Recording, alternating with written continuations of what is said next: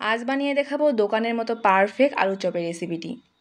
এই recipe follow করলে আপনারা খুব সহজে পারফেক্ট আলুর চপ দোকানের মতো বানিয়ে নিতে পারবেন। দেখেই বুঝতে পারছেন কতটা পারফেক্ট হয়েছে এবং কতটা ফুলকো ফুলকো হয়েছে। এই জন্য নিয়েছি 1 কাপ পরিমাণ বেসন। বেসনটাকে একটু চালনির সাহায্যে চেলে নিচ্ছি। আর বেসন থেকে যে দানা দানাগুলো বের হয়েছে এগুলো ফেলে দিলাম। দিয়ে দিব লবণ, হলুদ গুঁড়ো, মরিচ গুঁড়ো, ধনিয়া গুঁড়ো, জিরে গুঁড়ো।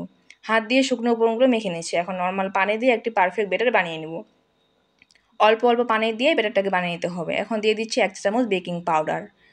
ব্যাটারটা বানানো হয়ে গেলে শাইনিংয়ের জন্য দিয়ে দিব রান্নার রেগুলার তেল। এখন ব্যাটারটাকে এক সাইডে রেখে দিচ্ছি। একটি কড়াইয়ে দিয়ে দিলাম পরিমাণ মতো তেল। এখন দিয়ে দিচ্ছি পেঁয়াজ কুচি, একটু ভেজে নিয়েছি। এখন দিয়ে দিব মরিচ কুচি। পেঁয়াজ আর মরিচ কুচিকে একটু ভেজে নিয়ে দিয়ে দিব আদা রসুন পেস্ট। আদা রসুন পেস্টটাকে একটু ভেজে নিচ্ছি যাতে করে কাঁচা স্মেল না থাকে। দিয়ে দিলাম হলুদ গুঁড়ো, ধনিয়া গুঁড়ো, মরিচ গুঁড়ো, জিরে গুঁড়ো। সব কিছু খুব ভালো করে মিশিয়ে নিয়েছি। এখন দিয়ে দিলাম আলুটাকে আমি সিদ্ধ করে পেস্ট করে নিয়েছি।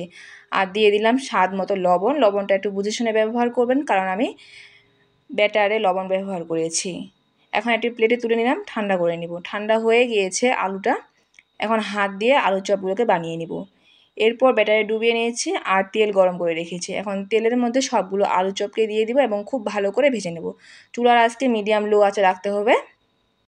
এতে করে আলুর চপগুলো খুব ভালোভাবে ভাজা যাবে। তো আলুর চপগুলো ভাজা হয়ে গিয়েছে। এখন তেল ঝরিয়ে উঠিয়ে নিয়েছি। আশা করি আমার এই ভিডিওটি ভালো লেগেছে। কেমন লাগলো কমেন্ট বক্সে জানাবেন। সবাই ভালো থাকবেন। আল্লাহ হাফেজ।